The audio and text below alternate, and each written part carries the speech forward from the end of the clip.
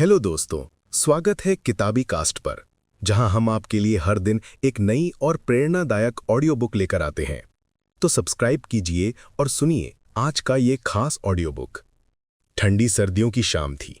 ऋतिक, जो कि दिल्ली के एक छोटे से फ्लैट में अकेला रहता था, अपनी जिंदगी से परेशान था। उसकी नौकरी बस ठीक ठाक चल रही थी, लेकिन अंदर से उसे लगता था कि वो अपनी जिंदगी में कुछ बड़ा नहीं कर रहा। अक्सर वो सोचता कि आखिर उसे चाहिए क्या। एक रात जब वो यूं ही बेड पर पड़ा मोबाइल स्क्रॉल कर रहा था, उसकी नजर एक बुक रिव्यू पर पड़ी। किताब का नाम था हाउ टू बी डिसिप्लिन्ड और लेखक का नाम था शेल्डन हाउ। क्या फालतू टॉपिक है, उसने खुद से कहा, लेकिन अंदर कहीं उसे लगा कि शायद यही वो किताब है जिसकी उसे जरूरत है। उसने तुरंत किताब ऑनलाइन ऑर्डर कर दी। 3 दिन बाद किताब उसके हाथ में थी।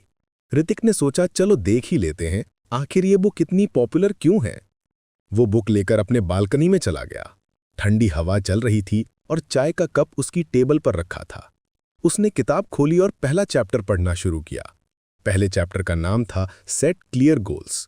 किताब पढ़ते ही ऋतिक को ऐसा लगा जैसे कोई उसे आईना दिखा रहा हो।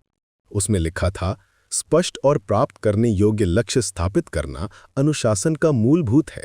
लक्ष्य दिशा और प्रेरणा प्रदान करते हैं, जिससे ध्यान केंद्रित करना और प्रगति को मापना आसान हो जाता है। ऋतिक को समझ नहीं आया कि ये इतनी सिंपल सी बात उसे अब तक समझ क्यों नहीं आई थी।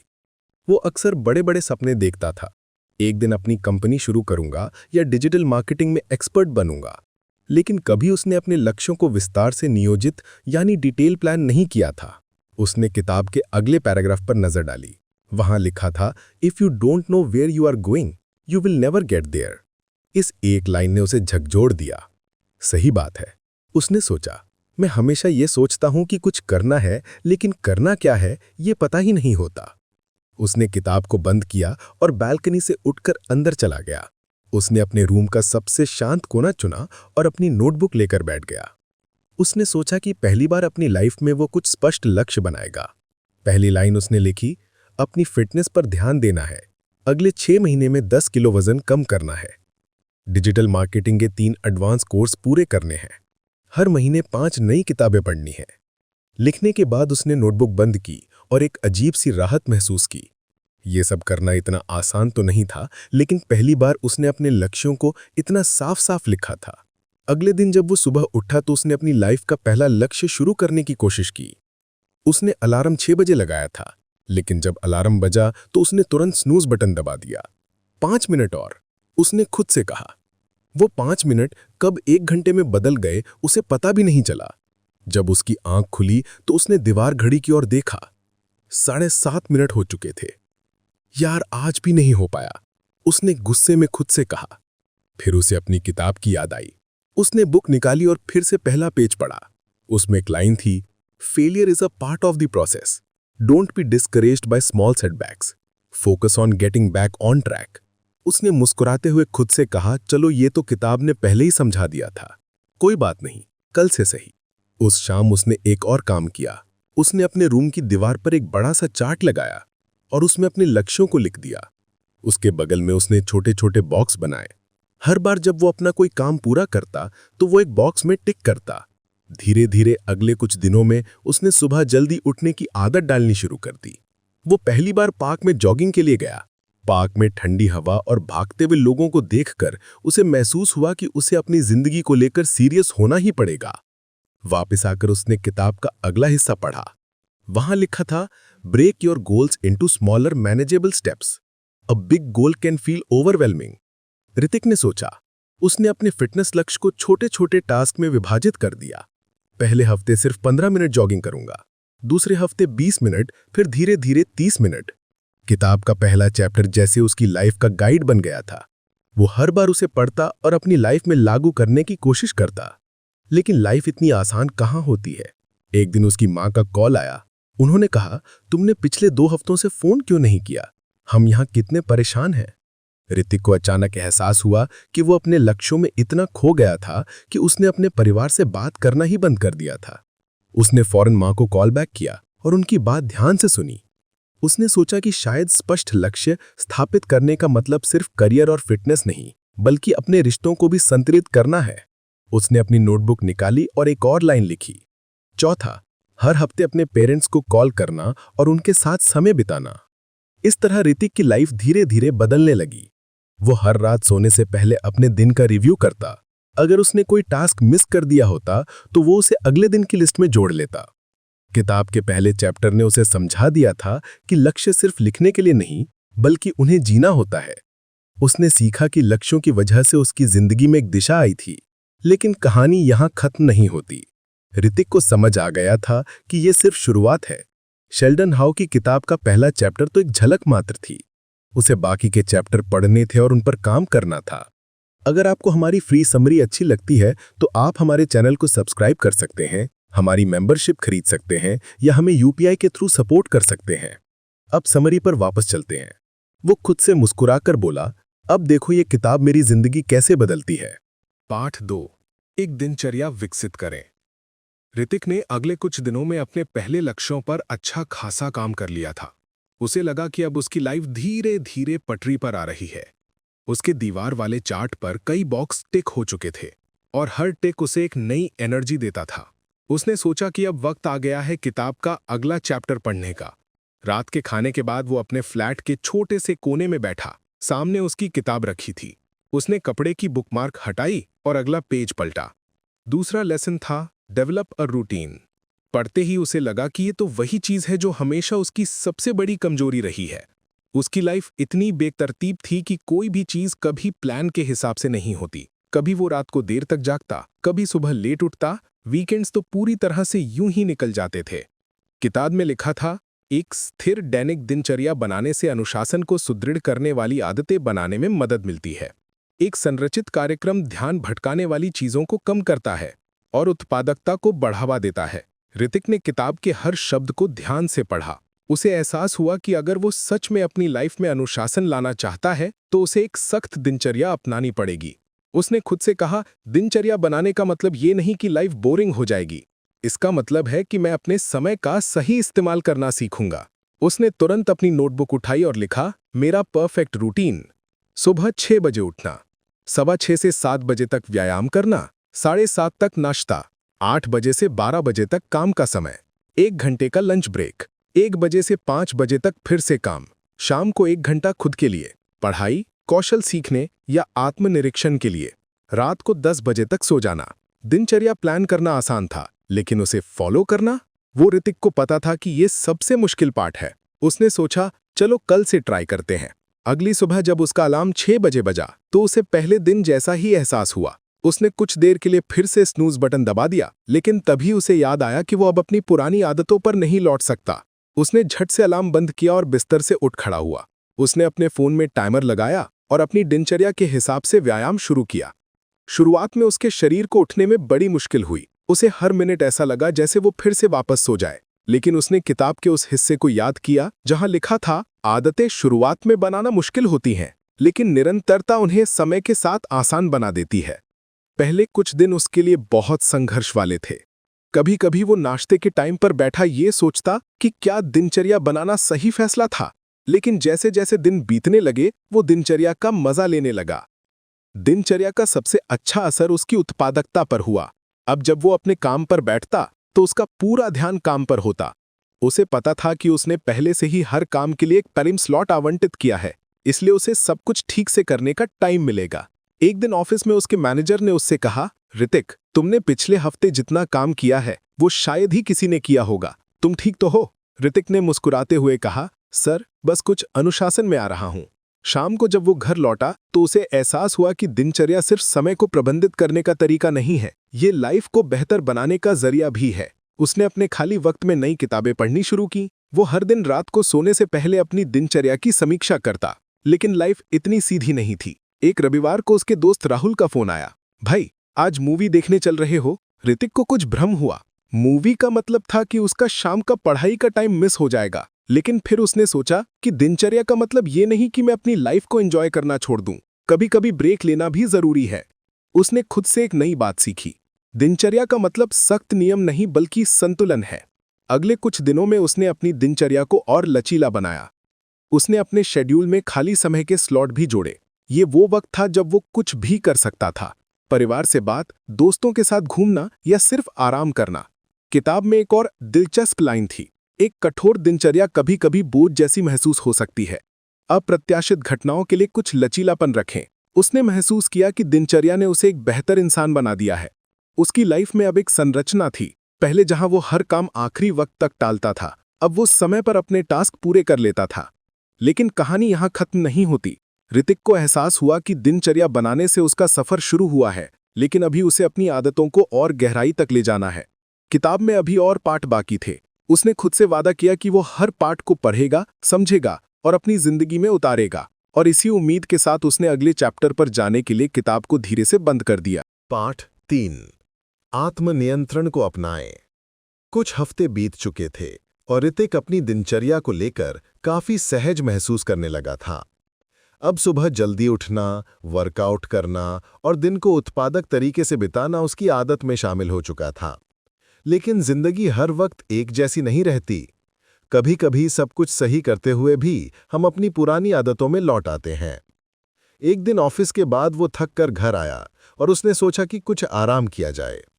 उसने टीवी चालू किया और सीरियल देखते देखते अनजाने में 3 घंटे बर्बाद कर दिए। जब रात को उसने दीवार पर लगे अपने चार्ट को देखा तो वो शर्मिंदगी महसूस कर रहा था। उसने खुद से कहा, यार इतना अच्छा चल रहा था सब कुछ और आज फिर से वही पुरानी आदतों पर लौट आया। उसी रात उसने किताब निकाली और अगले चैप्टर पर पहुंच गया। तीसरे लेसन का नाम था एम्ब्रेस सेल्फ कंट्रोल। किताब की पहली लाइन ने ही उसे अंदर तक झकझोर दिया। उसमें लिखा था, आत्मनियंत्रण आवश्यक है ताकि प्रलोभन को दूर किया जा सके। दीर्घकालिक लक्ष्यों के पक्ष में अल्पकालिक सुखों का विरोध करना अनुशासित जीवन का आधार है। ऋतिक ने खुद से कहा, यही तो मेरी सबसे बड़ी समस्या है। मैं हमेशा अल्पकालिक सुख के पीछे भागता हूं, चाहे वो घंटों सोशल मीडिया स्क्रॉल करना हो या कुछ भी ऐसा करना जो मेरे बड़े लक्ष्यों के खिलाफ है। किताब में एक और दिलचस्प बात लिखी थी, ध्यान भटकाने वाली चीजें हर जगह हैं और वे अक्सर हानि रहित विराम के रूप में खुद को छुपाती हैं। लेकिन हर छोटा प्रलोभन आपकी प्रगति को पटरी से उतारने में योगदान देता है। ऋतिक ने अगले ही दिन से अपने अंदर आत्मनियंत्रण लाने की ठान ली। उसने सबसे पहले अपने सबसे बड़े ध्यान भटकाने वाले तत्व की पहचान की, उसका मोबाइल। उसने अपने फोन से सारी अनावश्यक ऐप्स डिलीट कर दी और स्क्रीन टाइम लिमिट सेट कर दी। उसने तय किया कि वो दिन में सिर्फ एक बार सोशल मीडिया चेक करेगा, वो भी सिर्फ 15 मिनट के लिए। पहले दिन ये करना उसके लिए बहुत मुश्किल था। कई बार उसका मन हुआ कि वो फोन उठाकर सोशल मीडिया चेक करे, लेकिन हर बार उसने खुद को याद दिलाया, हर बार जब आप एक प्रलोभन का विरोध करते हैं तो आप उस व्यक्ति के एक कदम और करीब आते हैं जिसे आप बनना चाहते हैं। ये लाइन उसके लिए गाइड की तरह बन गई। उसने महसूस किया कि आत्मनियंत्रण लाने का मतलब ये नहीं है कि वो हर चीज से खुद को दूर कर ले। इसका मतलब ये है कि वो अपनी प्राथमिकताओं को समझे और जो उसके लक्ष्यों के खिलाफ है उसे ना कहना सीखे। कुछ दिन बाद एक और चुनौती उसके सामने आई। शनिवार की शाम उसके दोस्त उसे कॉल करके पार्टी के लिए बुला रहे थे। वो जानता था कि अगर वो गया तो पूरी रात पार्टी में निकल जाएगी और अगले दिन सुबह उठकर वर्कआउट करने का कोई मौका नहीं रहेगा। उसने खुद से सवाल किया, क्या मुझे जाना चाहिए या मुझे अपने दीर्घकालिक लक्ष्यों पर ध्यान केंद्रित करना चाहिए? किताब की एक और लाइन उसे याद आई, अनुशासन वो है जो आप अभी चाहते हैं और वो जो आप सबसे अधिक चाहते हैं के बीच चुनाव है। ऋतिक ने आखिरकार पार्टी में न जाने का फैसला किया। उसने दोस्तों से माफी मांगी और उन्हें समझाया कि वो इस वक्त अपनी लाइफ पर काम कर रहा है। हालांकि ये करना उसके लिए आसान नहीं था। मन में कहीं उसे ये भी लगा कि शायद दोस्त उसे अब बोरिंग कहेंगे। लेकिन अगले दिन सुबह जब वो समय पर उठा और अपनी दिनचर्या फॉलो की तो उसे अपनी इस जीत पर गर्व महसूस हुआ। एक दिन जब वो शाम को किताब पढ़ रहा था, उसने उसमें लिखा देखा, अनुशासन वो है जो आप अभी चाहते हैं और वो जो आप सबसे अधिक चाहते हैं के बीच चुनाव है। उसने महसूस किया कि आत्मनियंत्रण सिर्फ बड़ी चीजों में नहीं बल्कि छोटी छोटी आदतों में भी जरूरी है। उसने ठान लिया कि वो अपनी लाइफ के हर छोटे पहलू में इसे लागू करेगा। उदाहरण के लिए, जब वो ऑफिस में लंच के बाद मीठा खाने की आदत बना चुका था, उसने उसे छोड़ने का फैसला किया। पहली बार जब उसने अपने पसंदीदा गुलाब जामुन को देखा और खुद से कहा, नहीं, ये मेरे फिटनेस लक्ष्य के खिलाफ है, तो उसे महसूस हुआ कि आत्मनियंत्रण कितना मुश्किल लेकिन जरूरी है। किताब में आगे लिखा था कि आत्मनियंत्रण में महारत हासिल करने की कुंजी ये है कि जब भी कोई प्रलोभन सामने आए तो खुद को अपने बड़े लक्ष्यों की याद दिलाएं। ऋतिक ने इस सलाह को अपने दिमाग में फिट कर लिया। उसने हर उस चीज को अपने सामने रखना शुरू कर दिया जो उसे उसके बड़े लक्ष्यों की याद दिलाती। उसकी नोटबुक, दीवार पर लगा चार्ट और उसकी खुद की यात्रा, ये सब उसके लिए प्रेरक बन गए। धीरे धीरे उसकी इच्छाओं पर काबू पाने की ताकत बढ़ने लगी। अब जब भी उसे कोई ध्यान भटकाने वाली चीज दिखती, वो खुद से एक ही सवाल करता, क्या ये मुझे मेरे बड़े लक्ष्यों के करीब ले जाएगा या दूर करेगा? कुछ हफ्ते बाद उसके ऑफिस में एक और चैलेंज आया। कंपनी ने एक नया प्रोजेक्ट दिया जिसमें उसे देर रात तक काम करना होता। पहले वो हमेशा ऐसे हालात में बहाने ढूंढता कि प्रोजेक्ट कैसे टाला जाए, लेकिन अब आत्मनियंत्रण के साथ उसने अपने समय को प्रबंधित करना सीखा। उसने अपने रूटीन को कुछ बदला ताकि प्रोजेक्ट के साथ साथ उसकी बाकी आदतें भी बनी रहें। ऋतिक को एहसास हुआ कि आत्मनियंत्रण सिर्फ ध्यान भटकाने वाली चीजों को नजरअंदाज करने के लिए नहीं, बल्कि मुश्किल परिस्थितियों में खुद को बेहतर तरीके से संभालने के लिए भी जरूरी है। किताब के इस पाठ ने उसकी लाइफ का एक और दरवाजा खोल दिया था। उसने महसूस किया कि जो लोग अपनी छोटी छोटी इच्छाओं को नियंत्रित करना सीख जाते हैं, वही बड़ी बड़ी चीजें हासिल कर पाते हैं। और इस तरह ऋतिक ने अपनी यात्रा को और आगे बढ़ाने का फैसला किया। उसने खुद से कहा, अभी तो सिर्फ शुरुआत हुई है। ये किताब मुझे और कितना सिखाएगी, मैं इसका इंतजार नहीं कर सकता। अगली रात उसने किताब के अगले चैप्टर पर जाने के लिए उसे धीरे से बंद कर दिया। पाठ 4, सचेतनता का अभ्यास करें। ऋतिक की जिंदगी धीरे धीरे ट्रैक पर आ रही थी। सचेतनता, आत्मनियंत्रण और दिनचर्या के पाठों को उसने अपनी लाइफ का हिस्सा बना लिया था। हर दिन उसके भीतर एक नई ऊर्जा और प्रेरणा होती थी, लेकिन फिर भी कुछ ऐसा था जो उसे खटक रहा था। कई बार जब वो काम करता तो उसका मन भटकने लगता। वो एक काम में लगा होता और तभी अचानक किसी पुराने पल की याद आ जाती या भविष्य की चिंता उसके दिमाग में घूमने लगती। कभी वो सोचता कि अगर योजना काम नहीं की तो क्या होगा, या कभी उसे लगता कि वो अपनी पुरानी गलतियों के बारे में सोचकर वक्त बर्बाद कर रहा है। एक दिन जब वो शाम को अपने फ्लैट की बालकनी में बैठा था तो उसने खुद से कहा, मैंने दिनचर्या और आत्मनियंत्रण पर तो काफी काम कर लिया है, लेकिन ये ध्यान क्यों भटकता रहता है। उसे लगा कि ये शायद अगला पाठ सीखने का सही वक्त है। उसने किताब निकाली और अगले चैप्टर पर पहुंचा। चौथे पाठ का नाम था प्रैक्टिस माइंडफुलनेस। किताब में लिखा था, सचेतनता यानी माइंडफुलनेस ध्यान बनाए रखने और चिंता कम करने में मदद करता है। वर्तमान क्षण में उपस्थित रहकर व्यक्ति अपने विचारों और भावनाओं को बेहतर ढंग से प्रबंधित कर सकता है, जिससे बेहतर निर्णय लेने और उत्पादकता में सुधार होता है। ऋतिक ने इस पाठ को पढ़ना शुरू किया और उसे महसूस हुआ कि ये उसकी जिंदगी की सबसे बड़ी परेशानी का जवाब हो सकता है।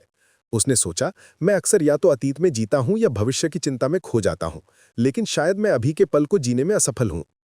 किताब में एक और लाइन थी जिसने उसका ध्यान खींचा, मन एक बंदर की तरह होता है जो हमेशा एक विचार से दूसरे विचार पर कूदता रहता है। सचेतनता आपको इस बंदर को वश में करने और इसे वर्तमान क्षण में लाने में मदद करती है। ऋतिक ने तुरंत इस पाठ को अपनी जिंदगी में लागू करने का फैसला किया। अगली सुबह जब उसने अपना वर्कआउट खत्म किया तो उसने एक नई प्रैक्टिस शुरू की। उसने इंटरनेट पर देखा कि माइंडफुलनेस मेडिटेशन कैसे किया जाता है। उसने अपनी बालकनी में एक शांत जगह चुनी, आंखें बंद की और गहरी सांसें लेने लगा। पहले कुछ मिनटों तक उसका दिमाग हर दिशा में भागता रहा, कभी ऑफिस के काम की चिंता, कभी किसी पुराने झगड़े की याद। लेकिन उसने खुद से कहा कि जो भी ख्याल आए उन्हें आने दो, लेकिन मैं अपनी सांस पर ध्यान केंद्रित करूंगा। धीरे धीरे उसने महसूस किया कि उसके विचार धीमे हो रहे हैं। जैसे जैसे वो गहरी सांस लेता गया, उसका मन शांत होता गया। पहली बार उसे ऐसा लगा कि वो अपने दिमाग को नियंत्रित कर पा रहा है। किताब में लिखा था, सचेतनता का मतलब विचारों को रोकने के बारे में नहीं है, बल्कि उन्हें बिना किसी निर्णय के देखने और धीरे से अपने ध्यान को वापस लाने के बारे में है। इस प्रैक्टिस को उसने अपनी दैनिक दिनचर्या का हिस्सा बना लिया। हर सुबह और रात को सोने से पहले वो 10 मिनट के लिए मेडिटेशन करता। इसका असर उसकी पूरी जिंदगी पर दिखने लगा। जब वो ऑफिस में काम करता तो अब उसका ध्यान पहले से बेहतर था। अगर उसका ध्यान भटकता तो वो कुछ पल के लिए गहरी सांस लेता और खुद को वापस काम पर केंद्रित करने के लिए तैयार करता। एक दिन ऑफिस में एक बड़ा प्रोजेक्ट मिला। टीम लीड ने सभी को बताया कि ये काम बहुत मुश्किल होगा और समय सीमा भी कठिन है। ऋतिक की टीम के लोग परेशान हो गए, लेकिन उसने खुद को शांत रखा। उसने अपनी माइंडफुलनेस प्रैक्टिस का इस्तेमाल किया। जब बाकी लोग घबराहट में इधर उधर बातें कर रहे थे, ऋतिक ने चुपचाप एक प्लान बनाया। उसने अपने हिस्से का काम छोटे छोटे हिस्सों में बांट लिया और हर दिन के लिए एक कार्य तय किया।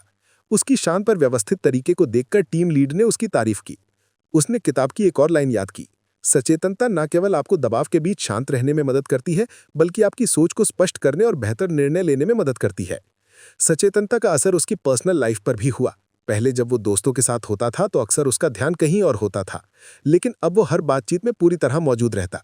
उसे एहसास हुआ कि जब आप अपने करीबी लोगों को अपना 100% ध्यान देते हैं तो रिश्ते भी मजबूत होते हैं। एक दिन उसने अपनी माँ को फोन किया। जब वो बात कर रही थी तो उसने खुद से वादा किया कि वो उनका हर शब्द ध्यान से सुनेगा। पहले जहां वो फोन पर सिर्फ हाँ ठीक है कहकर बात खत्म कर देता था, अब वो उनकी बातों पर प्रतिक्रिया देता और उनकी भावनाओं को समझने की कोशिश करता। सचेतनता का सबसे बड़ा असर उसकी चिंता और तनाव पर हुआ।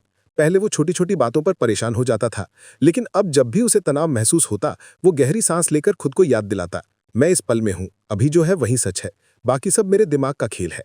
किताब में एक और लाइन थी जिसने उसके कार्यस्थल की दीवार पर लिखकर लगा दी, वर्तमान क्षण ही वो एकमात्र जगह है जहां जीवन वास्तव में मौजूद है, इसमें जीना सीखो।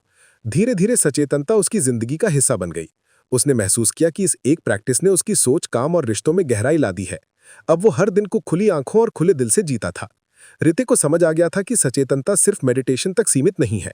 ये हर उस पल में मौजूद हो सकता है जब आप खाना खा रहे हो, काम कर रहे हो या किसी से बात कर रहे हो। एक शाम जब वो बालकनी में बैठा था तो उसने आसमान की तरफ देखा। सूरज ढल रहा था और बादल हल्के नारंगी रंग के हो गए थे।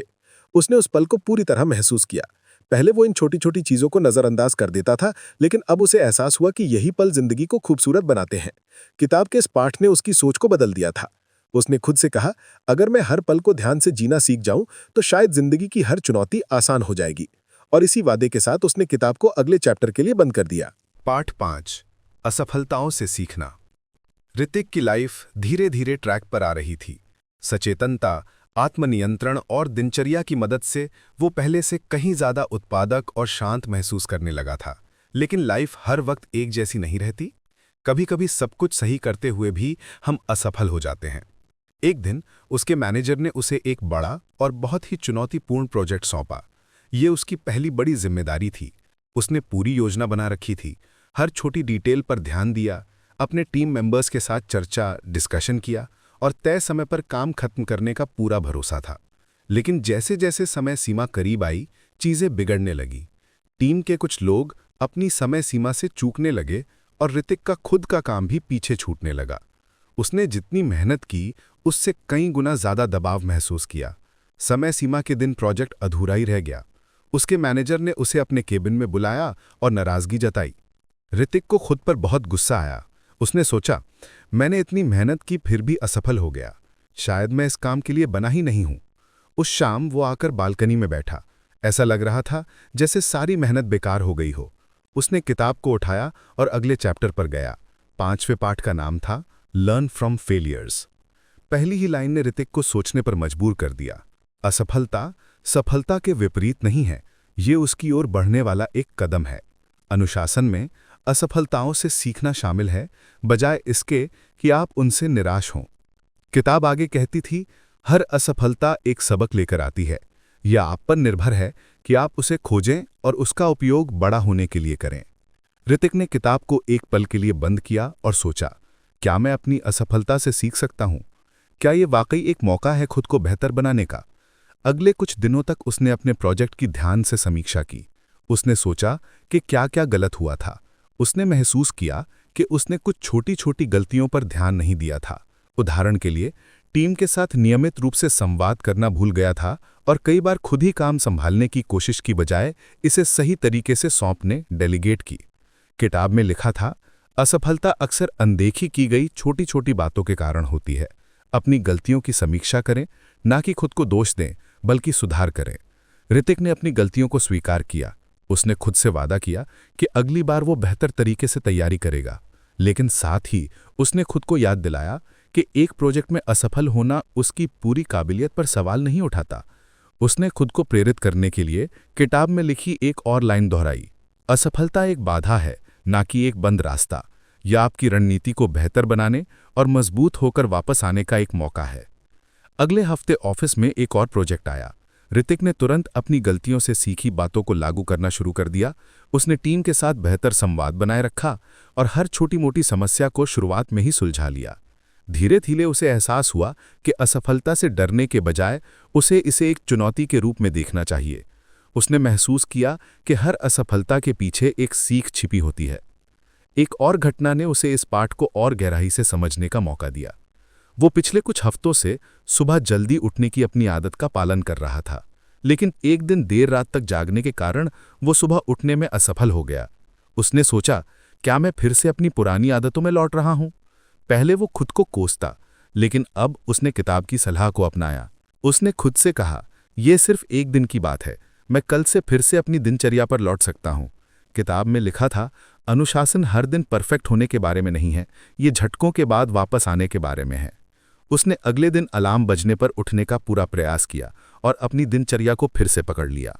ऋतिक ने महसूस किया कि असफलता से निपटने का सबसे अच्छा तरीका है उसे स्वीकार करना, उससे सीखना और आगे बढ़ना।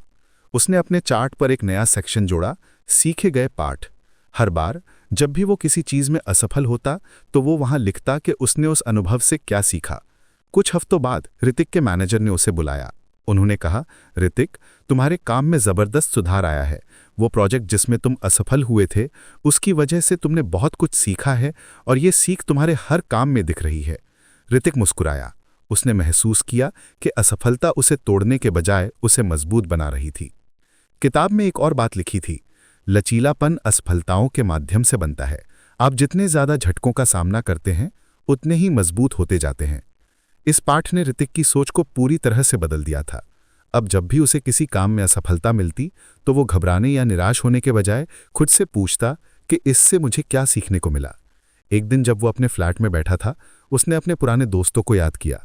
वो दोस्त जो उसे कभी कभी लूजर कहकर चिढ़ाते थे जब वो किसी काम में असफल हो जाता था, लेकिन अब वो जानता था कि असफल होना कमजोरी नहीं है। उसने खुद से कहा, असफल होना जरूरी है, बिना असफल हुए मैं कभी सीख ही नहीं पाता। उस शाम उसने किताब को फिर से खोला। वो जानता था कि अगले चैप्टर में भी उसके लिए कुछ खास होगा, लेकिन इस बार उसने किताब को बंद करने से पहले आखिरी बार पेज को पढ़ा, जो उसे बार बार याद दिला रहा था कि असफलता सिर्फ सफलता के मार्ग पर एक और कदम है, आगे बढ़ते रहो। और उसने खुद से वादा किया कि वो हर असफलता को गले लगाएगा और उससे सीख कर आगे बढ़ेगा। पाठ 6, निरंतरता बनाए रखें। ऋतिक अब तक किताब के 5 पाठों को अपनी जिंदगी का हिस्सा बना चुका था। हर नया पाठ उसकी सोच को और बेहतर बनाता था। उसने खुद को बहुत बदलते हुए देखा था। पहले जो आदमी हर छोटी असफलता पर खुद को दोषी ठहराता था, वो अब खुद को सिखा चुका था कि गिरना जरूरी है और गिरकर उठना उससे भी ज्यादा। लेकिन अभी उसकी यात्रा पूरी नहीं हुई थी। किताब के आखिरी चैप्टर ने उसकी उत्सुकता को बढ़ा दिया। उसने किताब को फिर से खोला और ये वो शब्द था जो उसकी लाइफ में अब तक सबसे ज्यादा मायने रखता था। उसने महसूस किया कि उसके सारे प्रयास, चाहे वो अपने लक्ष्य निर्धारित करना हो, दिनचर्या बनाना हो, सचेतनता अपनाना हो या असफलताओं से सीखना हो, सब कुछ तभी काम करता है जब वो लगातार बना रहे। किताब में लिखा था कि एक बार के प्रयास से कुछ नहीं बदलता। असली बदलाव तब आता है जब हम हर दिन छोटे छोटे कदम उठाते हैं और उन्हें निरंतर करते रहते हैं। ऋतिक ने सोचा कि निरंतरता उसके लिए सबसे मुश्किल रही है। कई बार वो एक दिन मेहनत करता और अगले दिन हार मान लेता है। कई बार योजना बनाता लेकिन उसे फॉलो नहीं कर पाता। उसे समझ आया कि शायद यही कारण था कि उसके कई सपने अधूरे रह गए थे। किताब में लिखा था, प्रेरणा आपको शुरुआत करवाती है, लेकिन निरंतरता आपको आगे बढ़ाती रहती है, यहां तक कि उन दिनों में भी जब आपका मन ना हो। आगे बढ़ना सबसे ज्यादा मायने रखता है। ऋतिक ने गहरी सांस ली। उसे समझ में आ गया कि निरंतरता एक आदत है और इसे बनाने के लिए हर दिन मेहनत करनी होगी। उसने खुद से वादा किया कि वो अब हर दिन, छोटा ही सही, लेकिन एक कदम जरूर उठाएगा। अगले दिन उसने अपनी दिनचर्या को और सख्त बना दिया। सुबह जल्दी उठने के साथ उसने अपने दिन की योजना और समर्पण को एक नया रूप दिया। उसने तय किया कि वो हर दिन 30 मिनट अपनी फिटनेस पर काम करेगा, भले ही वो कितना भी थका हुआ क्यों ना हो। उसने अपने काम में भी एक टाइम टेबल बनाया ताकि वो किसी भी समय सीमा से ना चूके। शुरुआत में ये आसान नहीं था।